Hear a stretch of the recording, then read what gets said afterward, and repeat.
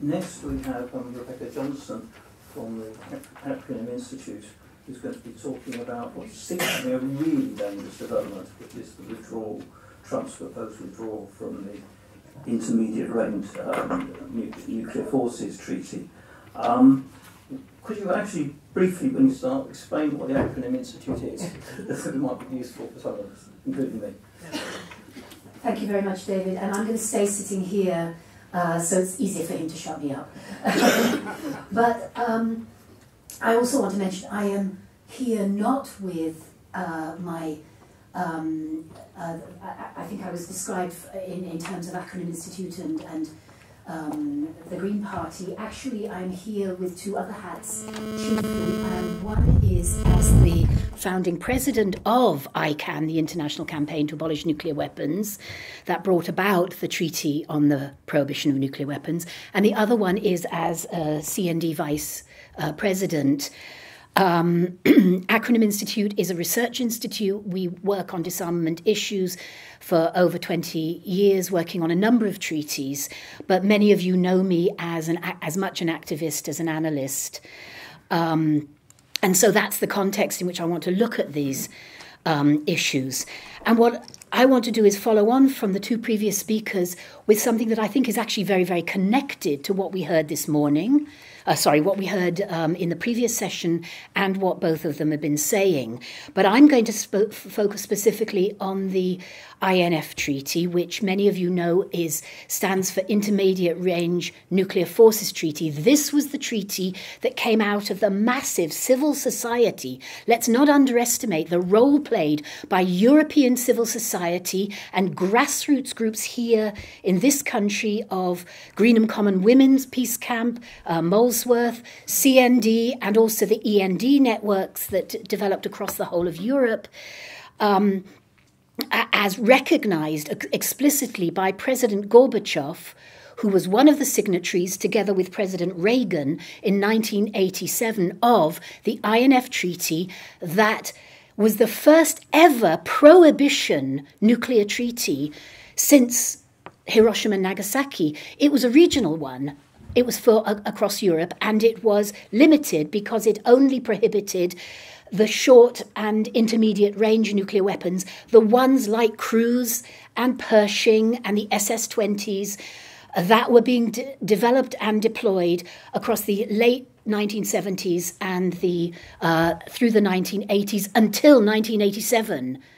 When they were taken away. And some of you may remember those convoys, those nuclear convoys coming out of UK bases carrying US weapons, melting into the countryside, except they never did, because of what we, the protesters, ensured. But they were supposed to, which simply meant that a 200-mile radius from Greenham and Molesworth during that time of exercise would have been required under the mad deterrence strategies of both the Soviet Union and the US to have been nuclear targets in the 80s. And that is what the INF Treaty put an end to. And we'd hoped that it put an end to that particular very destabilizing, dangerous development forever. So what I want to look at is the ostensible justification for the US withdrawing, the real reasons, the likely impacts, NATO's response, and then what we in the UK can do. So I'm going to have to be very quick.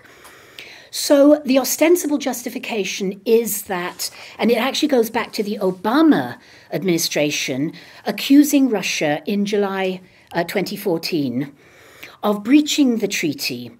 And there are, in fact, I think we have to understand there are credible reasons for that had to do with they were accused of deploying a new ground-launched cruise missile. It was designated the 9M729 with a range of over 500 kilometers. So that means it was intermediate and could be fired into parts of Europe that are covered by NATO. And Russia denies the allegation. Well, of course they do. But it does look as if there's credible reports of a modified sea-launched cruise missile known as the Caliber that has actually been deployed on top of a ground-based mobile launcher, the Iskander. So that's one side. And then, of course, in retaliation, Russia then accused the US, and we heard a little bit about this from Ray, missile defense deployments being deployed in former Eastern Bloc countries, so right up to the border with Russia, particularly already deployed in Romania, being deployed in Poland, potentially elsewhere, as part of the US-NATO ballistic missile and missile defense program. And we always warned that this was going to be very problematic in all kinds of ways. And indeed, Lockheed Martin, who make the missiles for the sea-based Aegis, this is another thing we have in common with, for example, South Korea, and the protesters at Jeju Island trying to stop, Gangjong being destroyed on behalf of that, there's a component of that Lockheed Martin boasts about. Aegis Ashore, it's called. That's ground-launched missile launchers for Aegis missile defense. So, of course, from the Russian point of view, this is also a ground-based system that threatens them very directly and does appear on the surface of it to violate the INF Treaty. So that's the ostensible reason. Now, the real reasons really are, and it's much more than just a Trump tantrum in a vacuum. We have to recognise the role of people like John Bolton, who has a long history of trying to undermine all aspects of the United Nations, all aspects of multilateral engagement, whether it's on weapons, on climate. So he's been feeding into Trump's own dislike of the rules-based international system. The JCPOA owes as much. The threats to the JCPOA, the Iran deal, owe as much to Bolton as to Trump. And we're likely to see other US-Russian agreements, especially New START, which is associated with Obama, also being threatened. So next. What are the likely impacts? Well, in a brief summary, the INF remains vital for European security and defence. So allowing it to collapse would have many negative repercussions. Now, I actually, just under the wire, when I realised the deadline, managed to get a submission into the House of Commons Defence Committee's inquiry into the INF Treaty withdrawal. So I go into much more detail in this, but just to give a summary, a return to unbridled proliferation and debilitating, destabilising nuclear arms racing, particularly with regard to Europe, but it is also going to unleash more arms racing that'll bring in China much more than in the past. And this will undermine also European and international security and institutions that are vital for deterrence and peace. And when I use the word deterrence, I don't mean nuclear weapons being involved in deterrence. I mean all those other elements that we need to use as part of our signalling the ways in which, we are refusing to live under fear of threat from other people and other countries. So, we're undermining, the institutions, and Brexit, frankly, is undermining those too. But we're talking here about the INF Treaty withdrawal. So the further erosion of the international treaties and rules-based international, I don't talk about the order as the UK government does, because there's not much order to it. We're trying to make more order because we've got countries, including the UK, that say one thing and breach it with others. Heightened nuclear and military threats and risks, potentially leading to the use of nuclear weapons by miscalculation and accident, as well, potentially, of intention. So that's a kind of bundle of very, very dangerous and threatening impacts. And then what NATO's response? Most of NATO, people and governments, in fact, they were absolutely shocked and they're horrified by Trump threatening the INF Treaty. They argue for the US and Russia to get back together and resolve the allegations, to use the Special Verification Commission, which was set up under the INF Treaty, which ceased to meet from 2003, but actually after Obama's administration allegations in 2014, they met again in 2016 and in 2017. And in 2017, it was they made a commitment to the treaty, and that was already when Trump was the president. They made a commitment to the treaty, and to trying to resolve the problems. But now he's threatened to withdraw. They are very concerned, NATO is very concerned, that actually this plays into Putin's hands, that Putin would probably not have unilaterally withdrawn, but that it's very, very beneficial to Putin, and I talk about Putin rather than Russia, because none of this is beneficial to the Russian people, but beneficial to Putin if the US withdraws and the whole thing collapses. Remember, in the INF Treaty, Russia destroyed, or the Soviet Union as it then was, 1,800 intermediate, so cruise, intermediate ballistic and cruise type weapons. The US destroyed 800. Russia is part of Europe. Russia, if there's no INF Treaty, can be basically unbridled, deployment, and it's not very difficult. It isn't going to be that costly for them to put missiles back on intermediate range missiles.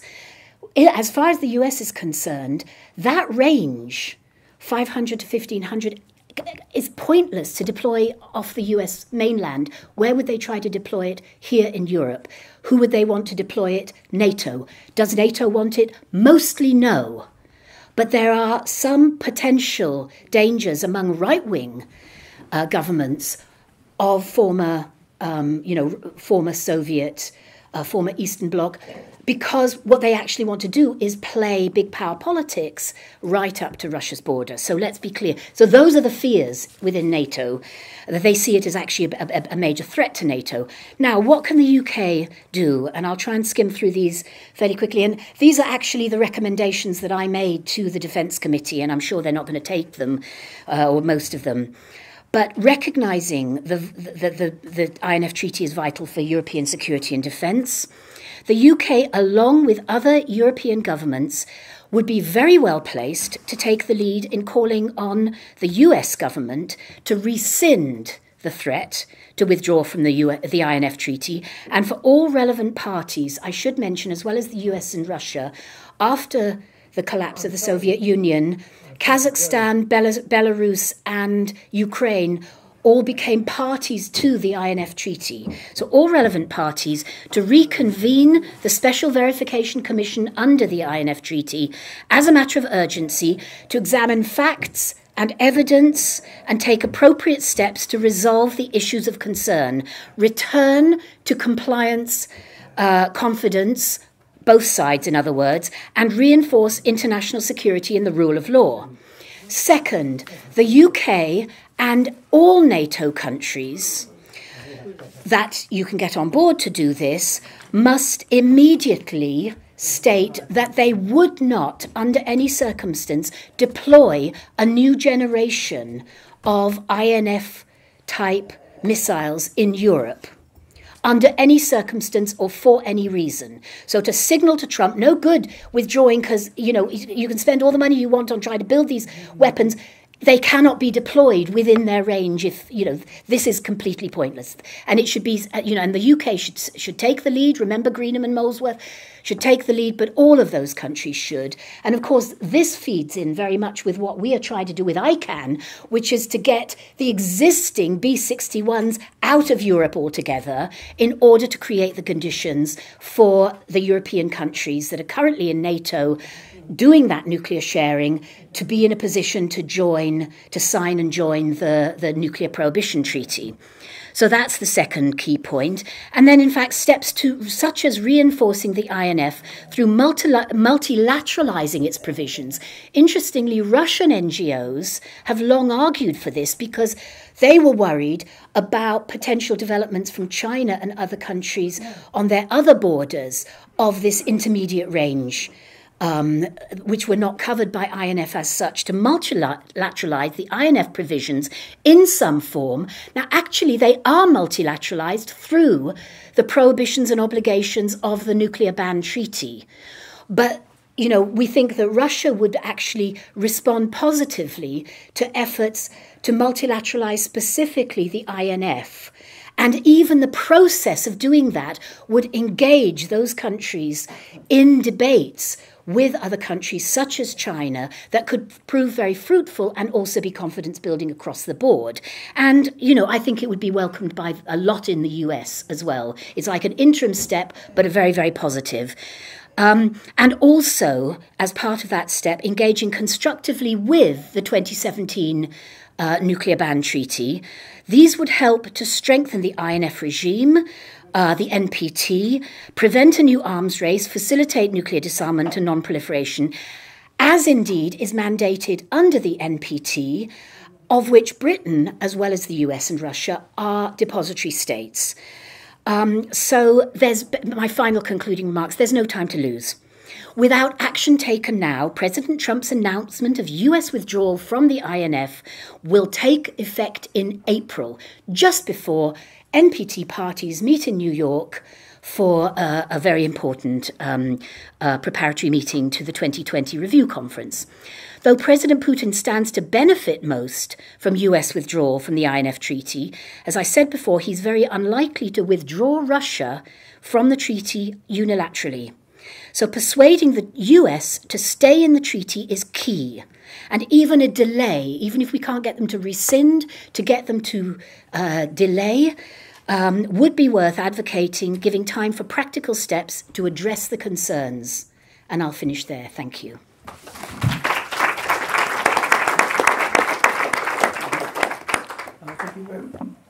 Thank you very much, Rebecca. We now have time, just to say exactly how much time, we've probably got 20 minutes now for just questions and discussion. We have a hard stop at 5 minutes to 4 when Bruce Kent is going to speak. So I now throw it open for people to ask questions initially and then maybe move gradually from questions into discussion. I open the floor. Yeah, I'd like to raise an issue with all the speakers.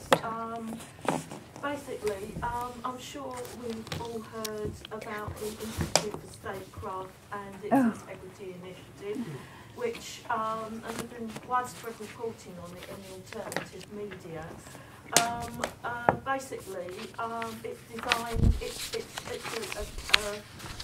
It seems to be financed partly by the taxpayer through the Foreign Office and partly by private interests. And it seems to be a campaign of disinformation. It says that it's trying to protect democracy, it's trying to ensure that disinformation is stopped, whereas in point of view, it is in itself a disinformation campaign. And basically it's engaging the conventional media, academia, government and the military to basically soften up the population for a number of right-wing initiatives, one which is an increase in militarisation, and it seems to me further progression towards a state where nuclear war may be considered feasible. If you look, I'm not saying that necessarily that particular narrative comes from this initiative, although I would be surprised. When you look at the current crop of Russophobia that seems to be infecting all parties in Parliament, unfortunately the Labour Party is no exception. I'm not quite sure about the Greens. In particular, the type of stuff that was going around about the attempted poisoning of Sergei Skripal and his daughter in March last year, the type of stuff that came out about what the great and good in our land think the Russians might be doing. I'm just wondering what the speakers feel about the Integrity Initiative, about Russophobia, about this kind of disinformation, and how it dovetails in with military expansionism and expansion of the nuclear agenda by the USA and by NATO. And, you know, basically what the hell can we do about it? Because it seems to me it is very, very dangerous, because it's an ideological softening up of the general population, which goes hand in hand with very, very unprecedentedly dangerous military expansion. Thank you. What I'll try and do is take 2 or 3 questions together, so if there's anybody else wanting to say something. I didn't understand absolutely everything that was said acoustically.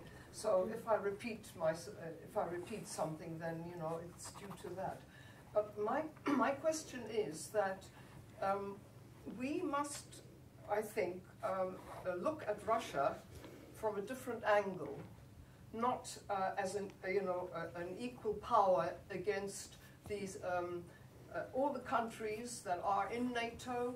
A lot of the other nuclear weapon countries, they're all part of the international community. They have all the bases around Russia. They have more nuclear weapons put together than Russia has. Russia has a huge problem with Ukraine. Has lost, a lot of what used to be the Soviet Empire, following on from the Russian Empire. They're shrunk into practically a very small country with economic problems because they never could get away from collapsing industrial, heavy industries, which everybody got away from. They are not a strong, equal, threatening country. They actually are a country that feels under threat from what is happening and exercises being conducted. Which countries, apart from being involved in Syria, and which is, to my view, a different aspect, different question altogether, where does Russia conduct military exercises close to any of the Western countries or close to the United States? But the NATO is constantly conducting huge military exercises in the Baltic republics. The UK is participating there in those. I think it is not right if we fall into the trap which justifies so many of these. There's this evil country there, and we need to arm against it, prepare for a war against them in case they attack us. It doesn't help us if we want to really have negotiations and reduce the nuclear weapons. And when it comes to this treaty that, what's it called, INF, it was actually Russia that offered to the United States to get together and discuss it. They do not want it to Absolutely, be that's what I said. I really do think we need to change our view of Russia if we don't want to fall into this propaganda, and we'll never ever be able to disarm if we believe that there is this big enemy that's just about to attack us. Thank you. I think there was one. Did you also put your hand up for? Oh, yes. 1 in 9 people in this country work in the arms industry. Unless we can make these people understand that their end product is killing and causing so much suffering of innocent people, both ours and abroad, how can we make this sanity stop happening? Thank you. Shall I throw it now to the panel to respond to? I don't know who wants to go first. Yeah, shall I go? Can you hear me? You've got that on. Yeah, this question of the Institute of Statecraft, they do come up with marvellous names, don't they? I mean, you'd wonder what it was, wouldn't you? Institute of... You'd think it was a little education institution. I think also, I've been trying to follow it, and one of my worries, but I've not been able to find the source yet, is that actually NATO's contributed to that financially, which won't surprise anybody, I suppose. How we combat it, I think, is with trying to get out, and it's here social media does play a part. Our own information, which, you know, hopefully is not disinformation, but it is.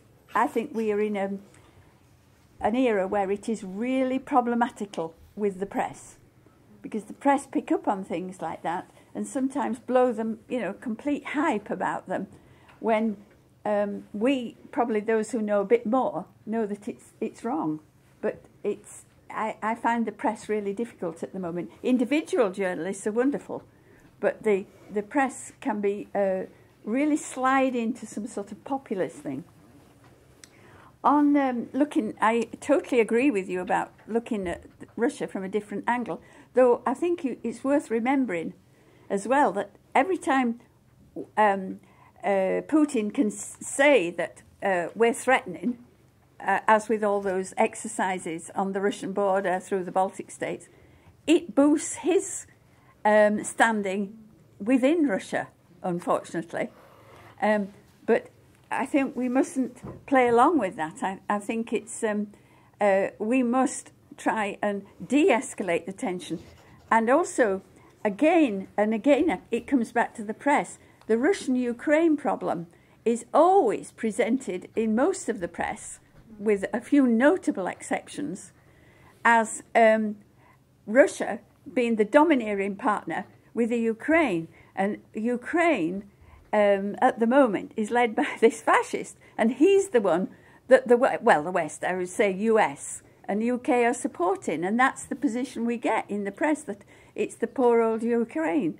So again, it's like disinformation going round, and I think through our work, we must, as you say, present a different view.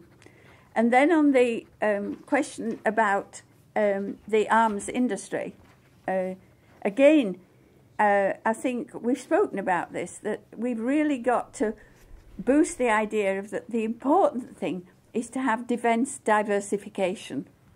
And that those, it's particularly true where I live, in the northwest, that people will be better served by looking at diversification, because in the end, some of that work, for instance on the submarines, will actually run out at Barrow.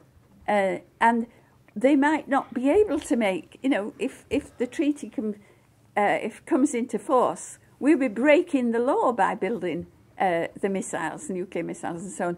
So that we should really, again, present to folks who support those industries a different point of view, that they'd be better served by working, particularly the trade unions, and they are actually moving that way. The TUC has passed a resolution in support of defence diversification, because it will better serve the trade unions members to be working on socially acceptable work in manufacturing industry. And there's lots, as we all know here, you know, that could be done. We could be doing more for sustainable energy, which would, they often will argue in the industry that you need, our industries take highly skilled work people. But so would other industries, like for, you know, making whatever it happened to be, the wind farms or something like that. They would take highly skilled workers. But it's going to take terrific political will to get that in, I think, because the industries are so powerful, lobbyists. I think it was Caroline Lucas once told me when she was an MEP, the lobbyists within things like the European Parliament from the nuclear industries, both nuclear power and nuclear weapons, are round every corner offering you a cocktail party for support or whatever, you know, so it's really difficult. And that also, militarism, paying more money for arms, is also behind much of this build-up of NATO. That's where NATO really started its expansion, with the push from the military, because the man who was in charge of expand NATO from the United States was actually the technical director of Lockheed Martin. Yep, you're absolutely Wonderful it was. So every time a new country came into NATO, at the beginning it was Poland, the Czech Republic and Hungary, they had then to throw out all their Soviet hardware and buy US planes, the beginnings of the F-35 developments, at a vast cost, and those countries weren't rich, but because they were in NATO they had to buy them, and they have what they call, as you heard me mention, interoperability. So the pilots have to be able to operate those planes, so they had to buy them, and then the pilots had to be trained on them. And it's a bonanza for Lockheed Martin. Their profits are going up and up. Ditto Boeing, who make the B-61s that Rebecca mentioned, those horrendous bombs. The F-35s are nuclear capable, so they take the B-61s on, and they're selling more and more. And the more you drop, the more you need. Well, they haven't actually dropped one of those, to be fair. But it's just money. It's greed and profit, and it's our task, which is enormous, to expose this. And I don't underestimate the difficulties, because they have the power, they have the money, and they have public relations. But I do believe, and I'm sure Rebecca would agree with me and the others on the platform, that there is strength in people power. We can achieve things. We've achieved things recently with people power. Even something which is not directly our issue today, but fracking. People power has helped stop that, and I think we can do that. Yeah. And I'd like to follow on and say, on this question on the arms industry, I can only completely agree with everything that Ray has said. And if you want to know more about how the US arms industry drove the expansion of NATO, one of our my acronym's former board members, Jo Spear, now a professor in Washington, so she's not done this kind of thing so much since, but did a superb analysis showing exactly how that worked. And interoperability, by the way, of course, those countries couldn't pay for it. It ended up being the American taxpayers paying the subsidies, so that they were actually paying for, the US to be transferring all of this technology. But let's also recognise the bonanzas of and the role of the arms industries in the wars on the two wars on Iraq, very definitely driven by the arms industries, and what's been happening with Afghanistan and a lot of other places. So let's be very clear. We have to tackle those issues. The other two questions. I think, okay, but these were important questions, because I also think that they contain some real misunderstandings in them, that the notion, you're quite right that they're a completely different development of Russia, and Russia's felt encircled, and they feel under threats and all of that. But as Ray said, one of the problems has been then that a strong-arm man like Putin then comes in and sort of seems to restore a sort of sense of nationalistic sort of identity. It is far too simplistic to put it in the frame of Russia equals good and US equals bad. It's far more important to recognise the complexities, and I've actually managed by this to stay as a council member of a Moscow-based Centre for Policy Studies, trying to support them through some really horrendous crackdowns, while nevertheless working with that. And I really know what I'm talking about on some of these things. That's why I made the very clear distinction. Russia under Putin is rearming, is going back to the building around the military industrial, is not is not delivering what the Russian people want, but is managing in the same. Basically, I think that Putin and Trump are similar kinds of autocrats that are, attractive to, on a very simple level, without delivering the justice, the peace, the economics, or anything else that the people really need. And I think we shouldn't fall into those, overly simplistic sort of traps, but we should actually recognise what is important for the people. And I want to say that. And then finally, I want to end on diversification. Actually, I think this time I came further than you, because I've spent last week in Scotland at a number of meetings, but also the Scottish Parliament, looking at, and Scotland is further ahead than we are south, on the diversification issues, on recognising what is necessary to do to be able to get rid of not just the nuclear weapons, but the closely connected, and this goes to the Iran question too, between the technologies used for so-called civilian, but basically nuclear power and nuclear weapons. And it's diversifying out of both of those in order to provide energy and security that is within our hands and sustainable. Oh, thank you very much. What we need to now, we're going to ask Bruce Kent if he can say a few words. There might be time afterwards to perhaps return to some more questions, but Bruce Kent would like to speak now about something which is extremely important.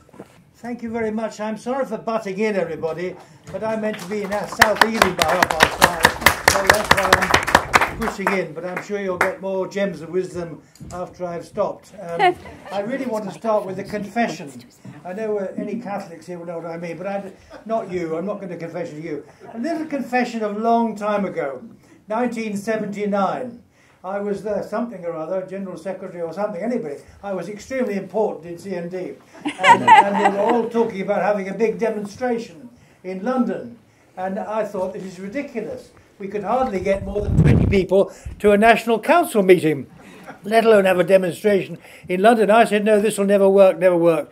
And what happened? 1980, they filled Trafalgar Square.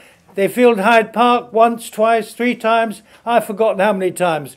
I couldn't have been wronger. So, what's this doing here? Oh, there we are. That's in the middle of my notes. I'm sorry. I've got to look down sometimes to see what I meant to say. I